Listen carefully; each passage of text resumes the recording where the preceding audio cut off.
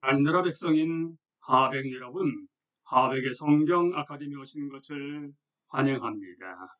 이 시간은 이사야 46강 시간으로 함께 나눌 주제는 이사야 56장으로부터 66장의 내용인 주권적 정복자, 하나님의 목적들이 성취되길 기다림입니다. 설교 노트, 다음에 나오는 설교 개요는 이 부분 전체를 철저히 다 다룬 것이 아니라 이사야서의 이 마지막 부분에 나오는 주요 주제들을 소개하기 위한 시리즈의 기초가 될 만한 6개의 엄선된 본문입니다. 마찬가지로 여러 부분들의 개관을 제시하는 9개의 성경 공부가 나옵니다. 이것은 쉽게 더 세분할 수도 있고 합칠 수도 있습니다. 이것을 더 쉽게 만들기 위해 이 연구대에 나오는 적용은 연구 끝에 나온 것이 아니라 질문들 도처에 분산되어 있습니다. 이사야 56장 1절부터 8절, 이방인들을 위한 은혜. 이 몇 구절은 종의 사역과 광범위한 복음 제시의 몇 가지 놀라운 결과들을 강조합니다. 토라 아래서는 도저히 이해하기 어려운 방식으로 이방인들과 고자들에게 여호와와의 언약 관계가 열리고 있습니다. 이스라엘의 포로들뿐 아니라 또 다른 사람들도 하나님과 교제를 나누러 모이게 될 것입니다. 구약 법령 하에서는 배제되었던 사람들이 종의 사역 때문에 환영을 받을 것입니다. 56장 1절은 이 구절의 첫 번째 부분, 그러니까 의를 행하를 지키면 두 번째 부분인 나의 구원이 가까이 왔고를 따를 것임을 나타내는 것처럼 보일 수도 있을 것입니다. 하지만 옛 언약 하에서는 절대 그렇지 않았으며 지금도 변한 것이 없습니다. 우리는 하나님이 이스라엘에게 율법을 주신 것이 그것을 타고 올라가서 그들 자신이 하나님께서 받으실 만한 존재가 되게 하는 사다리로 주신 것이 아니라는 구약 원리를 기억할 필요가 있습니다. 이것이 모든 인간 종교의 방식입니다. 하지만 우리의 모든 사다리들은 부족하며 하나님 앞에서 우리 자신을 정당화하려는 모든 시도들은 그분이 보시기에 더러운 옷 같습니다. 신의 산에서 주어진 율법은 이미 유월절 어린 양의 피로 구속받은 사람들에게 주어진 것이었습니다. 그렇기 때문에 은혜가 선행되었으며 적절한 은혜에 의해서만 유지될 수 있습니다.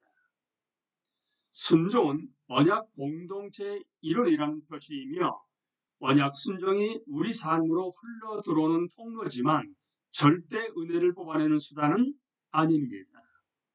하물며 공로에 의해 당연히 받을 만한 것은 더욱더 아닙니다.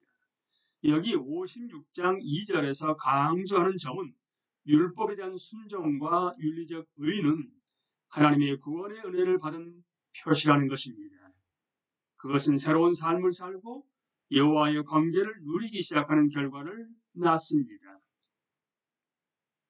이사야 56장 9절부터 57장 13절, 하나님을 조롱함. 불행한 주제 및 특히 어조의 변화는 아스루가 유다의 주권을 위협하던 시절 유다의 죄를 통렬하게 폭로하는 이 책 앞장들로 다시 돌아가게 하는 것처럼 보입니다. 예언의 이 단계에서는 점차 훨씬 더 먼 미래에 초점을 맞추고 있긴 하지만 말입니다.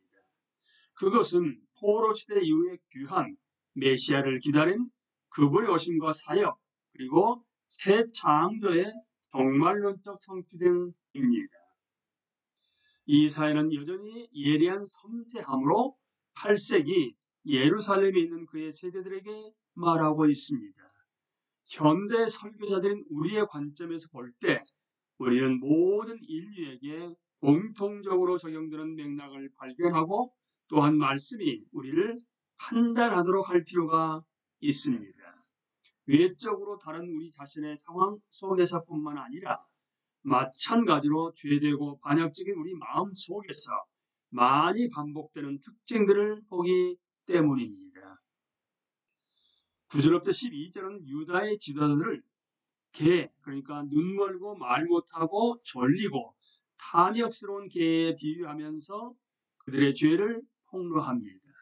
그들은 이제 짐승들에게 삼켜질 위험에 처해 있는 자기 공동체를 지킬 수가 없습니다. 그들은 하나님의 양떼의 파수꾼의 목자가 되어야 하지만 실제로는 술주정뱅이요 방탕한 자들입니다. 그래서 의로운 사람들이 공격을 받고 심지어 제거됩니다. 어느 누구도 하나님이 죽음을 통해 그들에게 해방을 주고 계시다는 것을 깨닫지 못합니다. 악인은 절대 가질 수 없는 평강으로요. 3절에서 전체 민족이 하나의 공격이 시작되는데 그것은 13절까지 지속됩니다. 간음, 희롱, 종교적 매음, 도살, 만연한 우상숭배, 이교 권세들과의 동맹 등의 목록은 그 모든 것 배후에 내가 나를 경외하지 아니함이라는 무시무시한 실상에 놓여 있다는 여호와의 계시로 절정에 이릅니다. 멸망한 우리가 하나님을 우리의 피난처로 삼지 않는다면 맞이하게 될 유일하게 가능한 결과입니다. 이 본문을 설교할 때 그것이 이사야의 말을 듣는 사람들에게 무엇을 의미했는지 보여주는 것과 또한 그 너머까지 가는 것 둘 다 중요한 것입니다. 그것을 그 역사 안에 두십시오. 하지만 그것을 파묻어 버리지는 마십시오. 현대 교회에서 비슷한 것들, 우리 모두가 정말로 하나님을 얼마나 두려워하지 않는가를 분명하게 드러내는 것을 끌어내야 합니다. 우리는 분명 더 이상 하나님을 공경하지 않을 때 수많은 두려움들의 먹잇감이 됩니다. 그렇게 되면 명성이든 돈이든 섹스든 권력이든 하나님 대체물에서 의미와 안전을 발견하기 위해 우리 문화에 사로잡히게 됩니다. 종말점, 그러니까 살아계신 하나님을 조롱하고 혀를 내민이나 여념이 없는 문화인 종말점은 극도로 오싹합니다. 성경 공부 인도 56장 1절, 이 첫 구절은 지금까지의 전체 예언의 두 가지 큰 주제를 어떻게 결합시키는가? 의는 하나님에 의해 필히 요구되는 것입니다. 하지만 그것은 바벨론의 침략과 마찬가지로 인간의 노력으로 이룰 수 있는 것이 아닙니다. 56장 2절, 복이 있는 사람의 주요 특징은 무엇인가? 그것은 이 책의 주제와 어떻게 조화를 이루는가? 56장 3절부터 8절, 여기에서는 이스라엘의 예배에서 배제되었던 이방인들과 보자들에게 어떤 약속이 주어지는가? 어떤 조건을 충족시켜야 하는가? 그 특권들이 그들에게 어떻게 이전에 박탈되었던 것과 관계가 있는지 보십시오. 이런 신약에서 구약의 요구 및 유익들에 대응되는 것은 무엇인가? 56장 9절부터 12절, 하나님의 양떼는 왜 그렇게 취약한가? 파수꾼과 목자의 죄는 무엇인가? 왜 이사야가 여기서 이것을 여기에서 소개한다고 생각하는가? 57장 1절부터 2절, 의인에게 무슨 일이 일어나고 있는가? 57장 3절부터 13절, 이 구절들은 설명을 제공합니다. 종의 사역에도 불구하고 악은 여전히 날뛰입니다. 구원의 길은 열려있지만 악은 여전히 최종적으로 처리하고 파괴돼야 합니다. 이 구절들이 초점을 맞추고 있는 반역의 특징들은 무엇인가? 이런 계속적인 반역과 불순종의 결과들은 무엇인가?